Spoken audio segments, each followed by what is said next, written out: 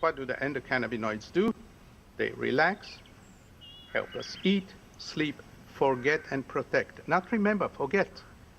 And don't think that forgetting is less important than recalling. We should have a system to forget. Otherwise, well, if you wish, we can burst.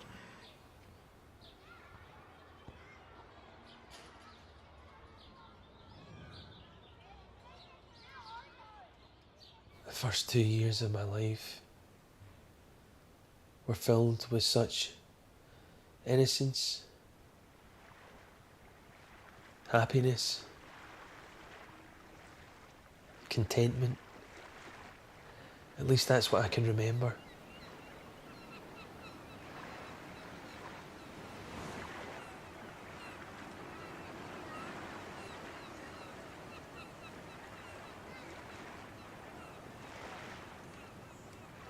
And then my mum and dad split up and started proceedings for a divorce. After my parents separated, I felt like I was in survival mode. The lack of boundaries and structure that my mum found normal, my dad had positively reinforced and corrected.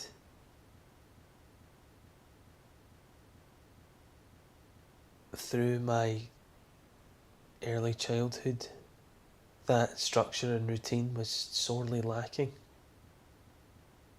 I've been diagnosed with ADHD, dyslexia, and also complex post-traumatic stress disorder, which is normally associated with living through war zones, where you see and experience a horrendous amount of unexpected trauma.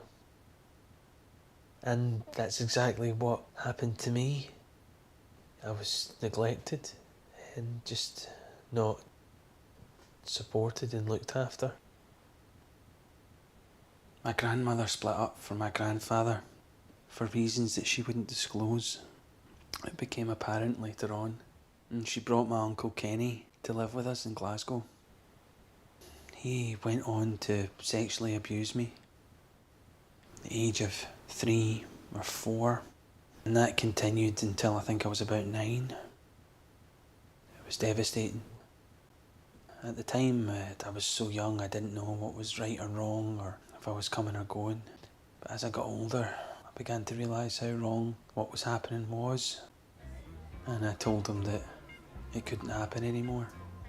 But the most damaging part was keeping all of that abuse a secret from my family, a secret from potential help that could have saved me from that situation, but ultimately a secret from myself. Because in order to maintain some sort of sanity, I had to forget that it ever happened.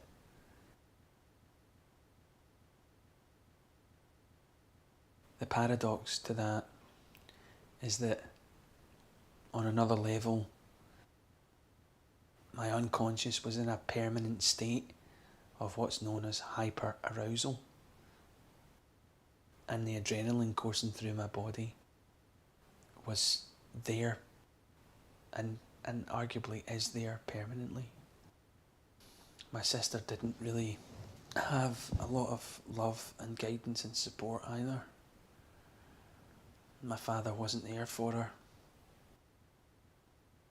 My mum definitely was overly indulgent, and she was left in charge of me for hours and hours at a time with no supervision. She delighted in taking advantage of me. She would bully me. She was incredibly vicious. I would say systematically tried to make herself feel better by making me feel worse. I'd always look up to her. I always loved her. But it was at a very painful price. My mum's partners were quite aggressive, used to beat me up to a quite extreme degree. I had so much pressure. I started getting into trouble and running about the streets and began smoking about the age of 5. And the rush of chemicals, and it made me feel something different, which made me feel something better, something else than the horrible pain, the reality of how much I'd not been loved. I tried gin at 6, martini at 7, whiskey at 8. I started burning things a lot. I was very destructive. I wanted to create the painful, chaotic reality that I felt inside the world around me. I was burning plastic bags in an old abandoned scout hall, probably getting high from the fumes, as much as stimulated by the sort of noise that the bag made.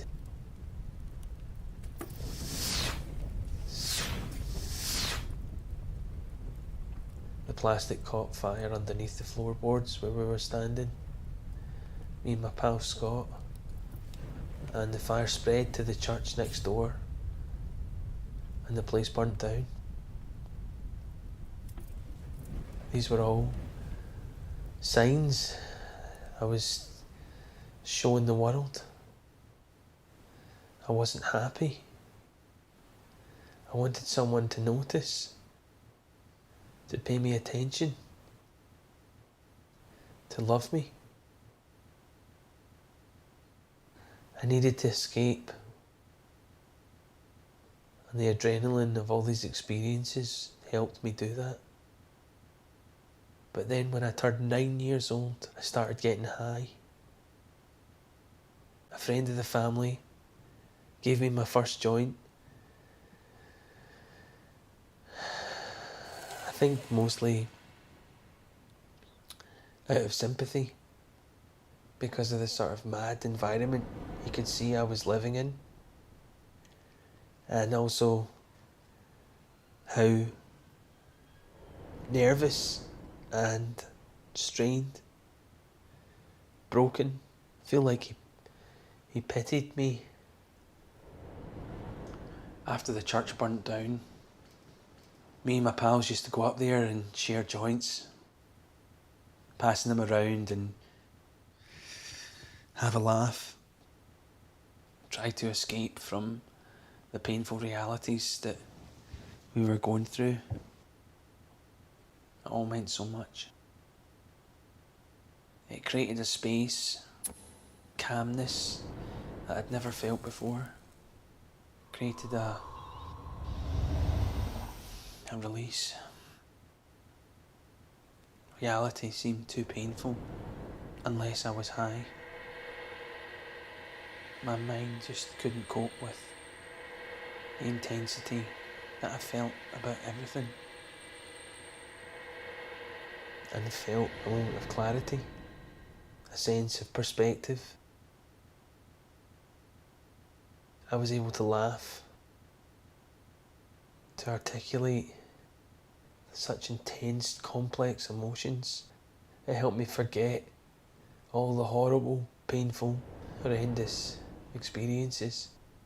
When I think back and remember how unhappy I was, I understand just what grass gave me. It's the most consistent entity that's ever been in my life.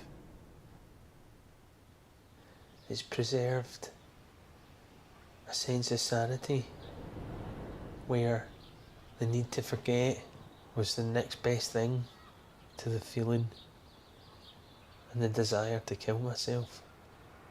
That's all I'd ever been made to feel. Of all the pain and suffering, hurt, neglect. It made me realise what I needed to be happy. My own family, where I could do things the way they should be,